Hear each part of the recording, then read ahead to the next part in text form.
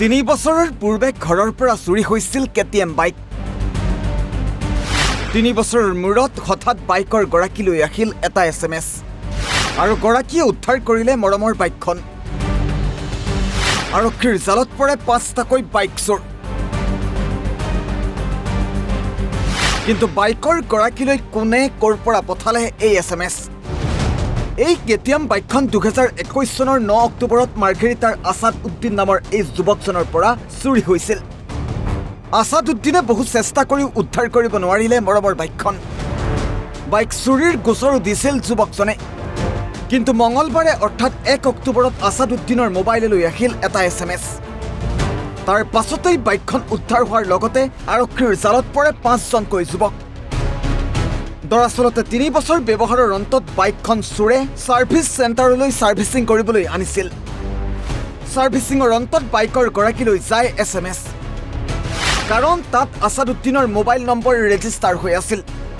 আৰু এনেকৈ চুৰি বাইক ছাৰ্ভিচিং কৰিবলৈ অহাত উদ্ধাৰ হ'ল কেটিএম বাইকখন।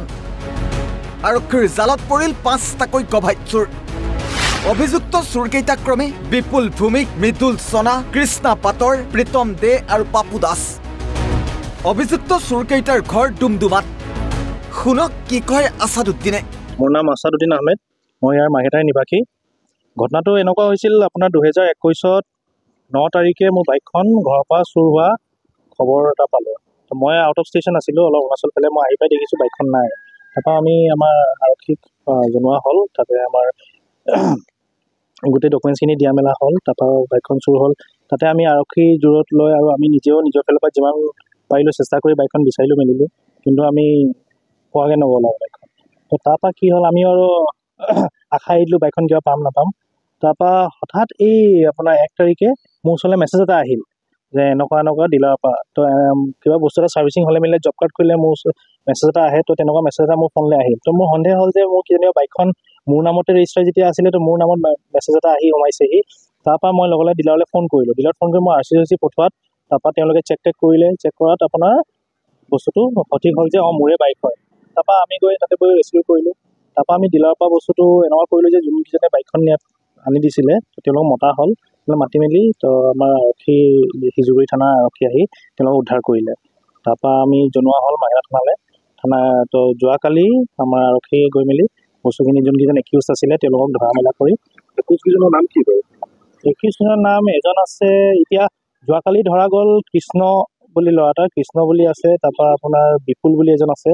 আৰু সিহঁতৰ মুখৰ পৰাই গম পোৱা গ'ল যে প্ৰীতম দে বুলি সি মানে মেইন জড়িত, মানে মোৰ ঘৰৰ পৰা বাইকখন সিহে লৈ যোৱা। আৰু তাৰ মাজত তাৰ লগত আৰু এজন ল'ৰা পাপু দাস বুলি নামত মেনশ্যন কৰা হৈছে। তাৰপৰা আৰু কেইজনমান যদি ইনক্লুড হ'ব এইটো আৰক্ষী চাগে চাব। এতিয়া ইমানখিনি ইনফৰ্মেশ্যন মই বৰ্তমান প্ৰীতম দাসক কাৰ্য কৰা হ'ল না? প্ৰীতম দাসক এতিয়া কাষ্টাডিত লোৱা হৈছে। লগত আপোনাৰ কৃষ্ণ বোলাজনকো কাষ্টাডিত লোৱা হৈছে। তাতে এতিয়া আৰক্ষীয়ে নিজৰ প্ৰচিডিংখিনি কৰি আছে। আৰু এগৰাকী আছিলে পাপু দাস বোলাজন এতিয়ালৈকে মানে অন স্পটত নাই, মানে এতিয়া তেওঁ অলপ পলায়িত হৈ আছে। তাৰপৰা এতিয়া আৰক্ষী যদি যিমান পাৰে তেওঁলোকে যদি তেওঁকো উদ্ধাৰ কৰিব পাৰে আমি মানে সুখী হ'ম আৰু। মাৰ্ঘেৰিটাৰ পৰা বিকাশ বৰুৱা ৰিপৰ্ট, অসম লাইভ 24।